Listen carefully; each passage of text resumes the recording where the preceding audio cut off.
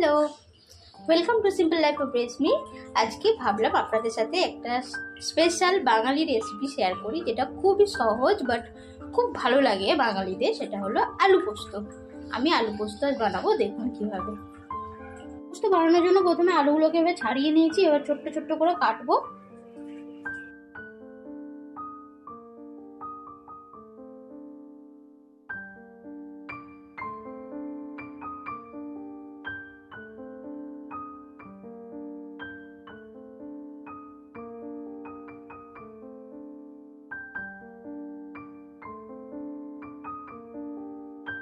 আর এখন এভাবে আলুগুলো কেটে নিচ্ছি, আর একটা কাঁচা লঙ্কা নিয়েছি চিড়ে। এবার পোস্তটা বসিয়ে দেবো। পোস্তটা বসানোর জন্য গ্যাসটাকে অন করবো, কড়াই দিয়ে দেব। কড়াই গরম হলে এর মধ্যে তেল দিয়ে দেবো। কড়াই শুকনো হয়ে গেছে, গরম হয়ে গেছে, এর মধ্যে একটু তেল দিয়ে দিলাম। আর তেল যেই গরম হয়ে যাবে, এই যে তেলের ফেনাটা চলে যাবে, মানে তেলটা গরম হয়ে যাবে, এর মধ্যে জিরেটা দিয়ে দেবো। একটু আগেই দেওয়া হয়ে গেল, একটু কমে। অলমোস্ট তেলটা হয়ে গেছে, কাঁচা তেলের গন্ধটা চলে গেছে দেখছি। এবার এর মধ্যে আলুগুলো দিয়ে দেবো।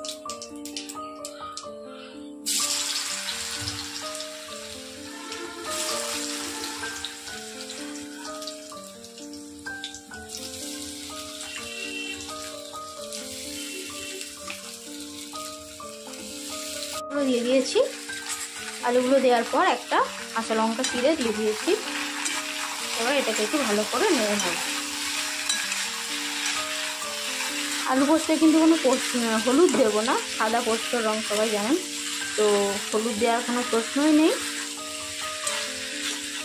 আলুগুলো একটু নেড়ে নিই, একটু ভাজা ভাজা হলে বেশ ভালো লাগে খেতে। দেখি একটু ঢেকে রাখবো, কিছুক্ষণ 1-2 মিনিট ঢেকে রাখবো, তারপর আরেকবার নেড়ে নেবো। দেখি ঢাকনাটা তুলে, মোটামুটি একটু ফ্রাই হয়ে গেছে।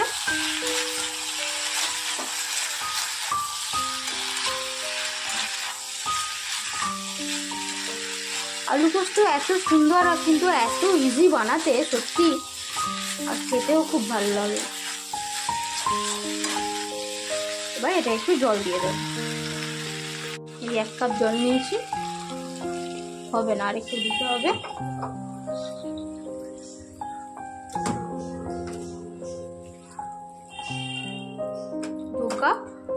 আসলে 5-6টা আলু নিয়েছি, তো অনেকটা করছি, ওই জন্য।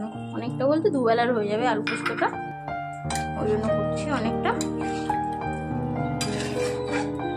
6টা আলু নিয়েছি, এই যে 2.5 কাপ মতো জল দিয়েছি, একটু ডুবে ডুবে থাকবে। এবার এটা সিদ্ধ হতে যেটুকু টাইম লাগবে, বেশিক্ষণ লাগবে না। এটাকে এবার ঢেকে রাখবো। ও, নুন তো দিইনি, এ বাবা, রেসিপি বানাতে কি নুনই দিইনি? হায় ভগবান, ফ্রাই করার সময় নুনটা দিলে ভালো হতো। ঠিক আছে, এখন দিলেও অসুবিধা নেই, এখন নুনটা দিয়ে নিই। নুনটা কিন্তু ফ্রাই করার সময় দিলে ভালো হতো। ঠিক আছে, তো অসুবিধা নেই, জল দেওয়ার পরও তো নুন দিই।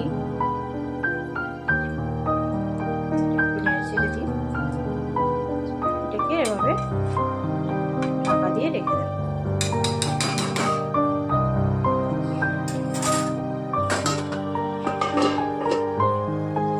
4-5 মিনিট হয়ে গেছে, দেখিনি একটু আলুগুলো কেমন সিদ্ধ হয়েছে, বাকি কতটা কি হয়েছে।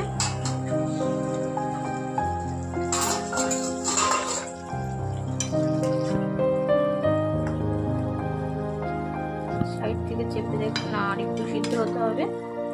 এখনো 2-3 মিনিট সিদ্ধ হতে লাগবে মনে হচ্ছে। 2-3 মিনিট না, 5 মিনিট গ্যাসটাকে স্লো করে রেখে একটু জল দিই।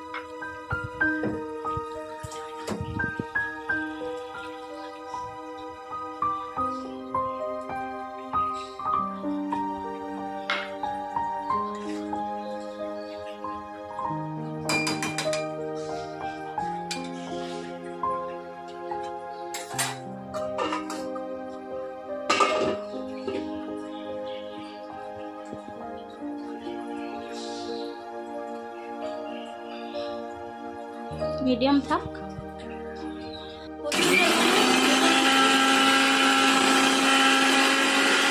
মিক্সারটা মানে চালাতে আমার একটু সমস্যা আছে, তাই পাশের বাড়ি এই ভদ্রলোককে আমি একটু নিয়ে এলাম। এই ভদ্রলোকটা মানে আমাকে একটু হেল্প করছে, তাই তো। পাশের বাড়ি ভদ্রলোক পোস্ত বাটার জন্য কত টাকা নেবে? 50 টাকা ভাড়া নেবে হয়তো।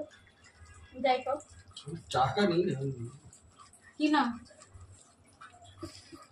ঠিক আছে, যাই হোক, পোস্ত বেটে দিচ্ছে, আবার ঘ্যাম দেখাচ্ছে, একটু পোস্ত বেটে দেবে। খেতে দিচ্ছি, পড়তে দিচ্ছি, ঘরের মধ্যে থাকতে দিচ্ছি, আবার ঘ্যাম দেখাচ্ছে। দেখছি মাম্মা, এই যে আলুটা অলমোস্ট সিদ্ধ হয়ে গেছে, এবারে এর উপর কাঁচা পেঁয়াজটা দিয়ে দিচ্ছি, ঠিক আছে? আলু পেঁয়াজ পোস্ত।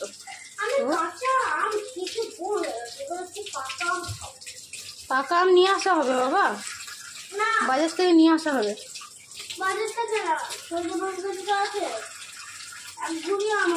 এবার এটাকে 1 মিনিটের জন্য জাস্ট ঢেকে রেখে দেবো, আর পোস্তটা দিয়ে দেবো, হয়ে যাবে। এবার পোস্তটা দিয়ে দেবো।